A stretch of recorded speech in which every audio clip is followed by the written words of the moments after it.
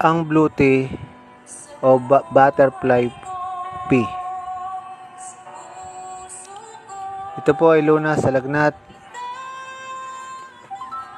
at ito rin po ay nagpapababa ng timbang, anti-stress, anti-depression, anti-diabetic, pampakinis ng balat, at immune booster, pampalakas ng katawan para malabanan natin anumang klaseng sakit o virus na dumarating sa ating katawan.